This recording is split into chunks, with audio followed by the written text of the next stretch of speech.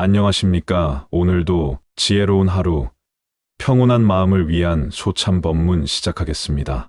이번 시간에는 화엄경 2세 간품 중에서 보살은 10가지 부처님의 붙들어 주심을 얻는다는 내용을 함께 나눠보겠습니다.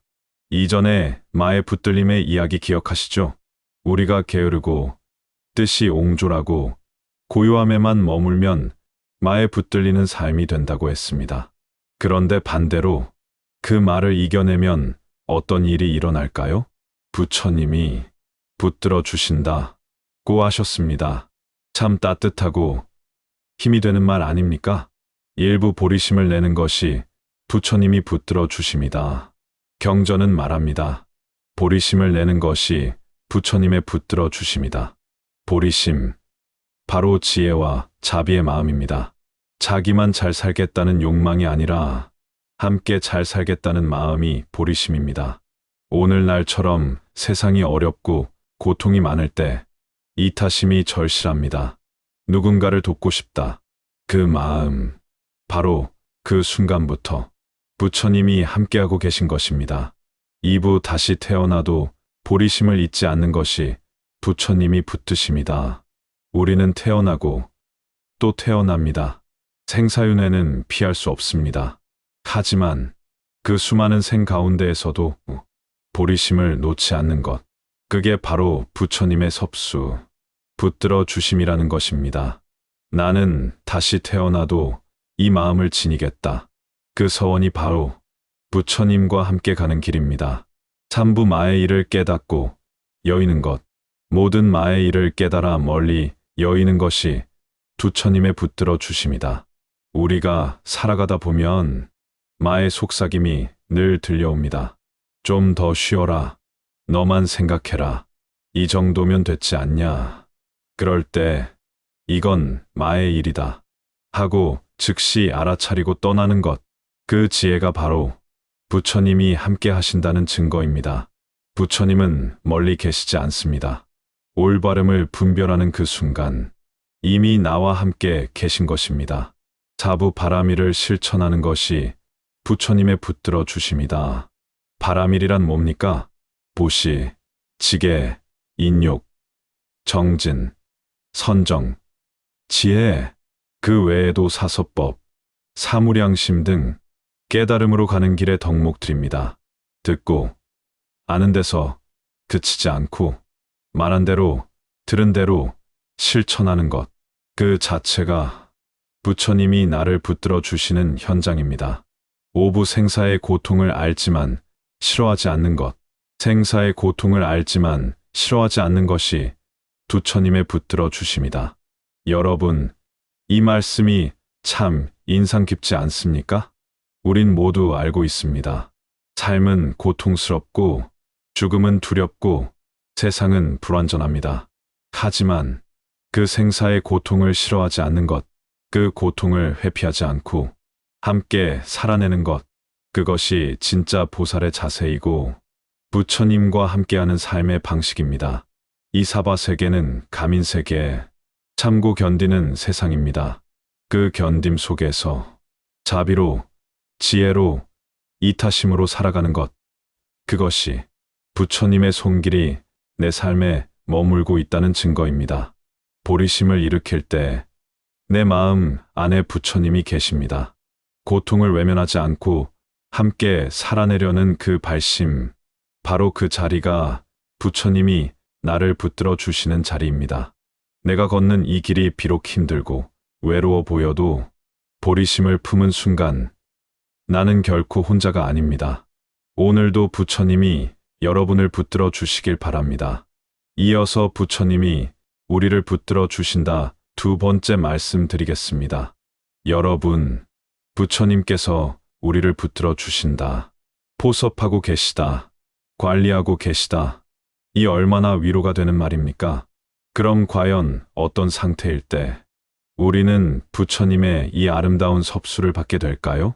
깊은 법을 관찰하고 깨우칠 때 경전은 이렇게 말합니다. 깊고 깊은 법을 관찰하여 한량없는 과보를 얻는 것이 부처님이 붙들어 주심이다. 불교를 공부하다 보면 너무나 깊은 뜻에 가슴이 먹먹할 때가 있습니다. 너무 좋지만 너무 어려운 말씀. 때론 이해가 안 되어 답답할 때도 있지요. 그런데 그걸 놓지 않고 10번, 20번, 아니 100번이라도 생각하고 되뇌고 마음속으로 읊조려 보십시오. 어느 날 문득 아, 이 말씀이 이런 뜻이었구나 하는 깨달음이 찾아옵니다. 그 순간 마음이 환희하고 고개가 저절로 끄덕여지고 무릎을 탁 치게 됩니다. 바로 그 자리가 부처님이 나를 붙들어 주시는 자리입니다. 이승법을 말하되 그 자리에 머무르지 않을 때 여러 중생에게 이승의 법을 말하면서도 그 법으로 해탈함을 증득하지 않는 것이 부처님이 붙들어 주심이다. 이승법, 즉 성문영각의 가르침은 삶이 고통이고 고통에서 벗어나는 길을 말합니다. 물론 좋은 가르침입니다. 초등학교로 치면 기초가 되는 소중한 교육이지요. 하지만 보살은 거기서 멈추지 않습니다. 거기 주저앉지 않습니다. 더 넓은 자비, 더 깊은 이해, 더 큰 깨달음으로 나아가야 한다는 것입니다. 기초는 알되 거기에 집착하지 않고 계속 나아가는 그 보살의 길, 그게 바로 부처님이 함께 하시는 길입니다. 무위법을 관찰하되 집착하지 않을 때 함이 없는 법을 즐겨 관찰하지만 그 가운데 머물지 않으며 함이 있고 함이 없는 데가 둘이라는 생각을 내지 않는 것이 부처님이 붙들어 주심이니라. 여기서 말하는 유의는 인위적인 노력, 무위는 노력 없는 자연의 흠이라 볼 수 있습니다. 공부와 수행을 하다 보면 노력으로 되는 것도 있고 노력으로 안 되는 경지도 있습니다. 그 둘을 구분은 하되 이건 높고 저건 낮다. 이건 진짜고 저건 가짜다. 이렇게 생각하는 마음조차도 놓아버리는 그 순간 우리는 이분법에서 벗어난 자리, 부처님의 품 안에 있는 자리에 도달하게 되는 것입니다. 생사가 없는 경지를 알아도 다시 태어날 때, 그리고 마지막으로 가장 아름다운 가르침, 생사가 없는 곳에 이르렀으나 일부러 태어남을 받는 것이 부처님이 붙들어 주심이니라. 여러분, 수행 끝에 생사의 경계를 초월한 경지에 이를 수 있습니다.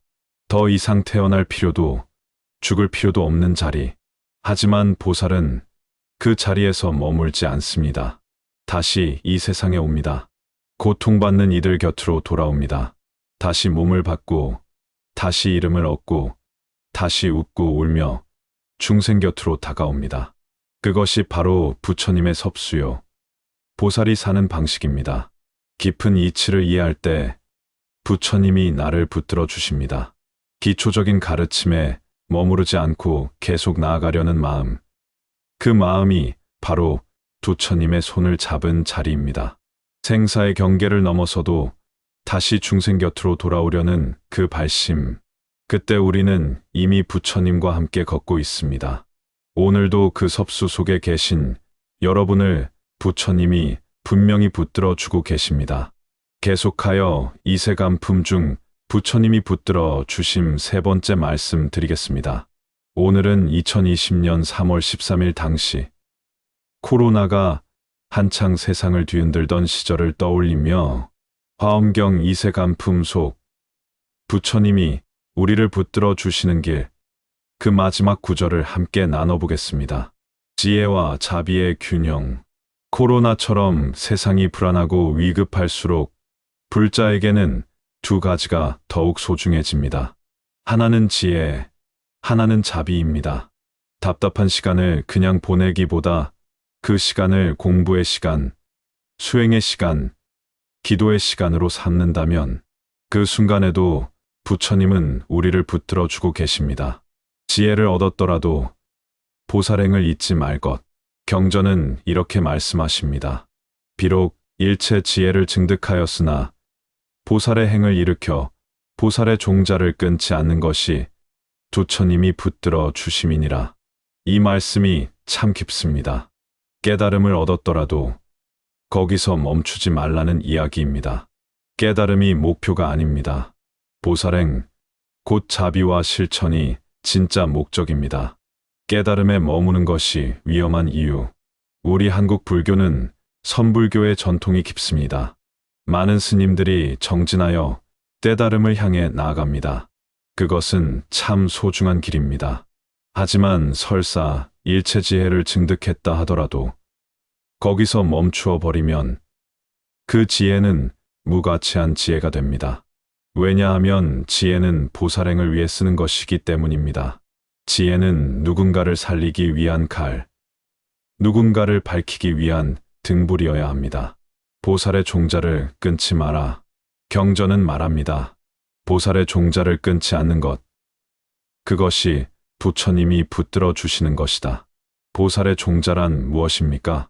자비심, 이타심, 중생을 위한 삶을 살겠다는 서원입니다.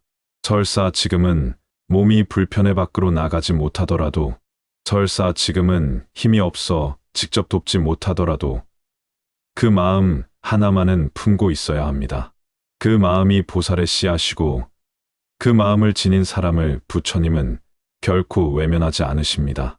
오늘 실천이 어려워도 마음만은 놓지 말자. 오늘날은 지혜만 있고 실천이 없는 사람이 많습니다. 지식을 말하는 사람은 많지만 그 지식을 가지고 남을 이롭게 하는 사람은 많지 않습니다. 불교는 다릅니다. 지혜와 자비는 반드시 함께 갑니다. 그리고 자비가 앞설 수도 있습니다. 깨달음이 아무리 높아도 그 깨달음이 누군가의 아픔을 외면한다면 그것은 깨달음이라 할 수 없습니다. 마무리 말씀드리겠습니다. 깨달음은 멈추는 것이 아니라 다시 시작하는 자리입니다. 지혜를 얻었다면 그 지혜로 세상을 따뜻하게 품으십시오. 자비를 잊지 않고 살아가는 그 마음이 곧 부처님이 당신을 붙들어 주시는 자리입니다. 보살의 종자를 마음에 품고 작은 일부터라도 다시 시작해 보십시오. 그 자리에 이미 부처님은 함께하고 계십니다. 소참법문이었습니다. 감사합니다. 꿈나눔 소참법문. 다음 시간에 찾아뵙겠습니다. 성불하십시오. 나무 아미타불 관세음보살.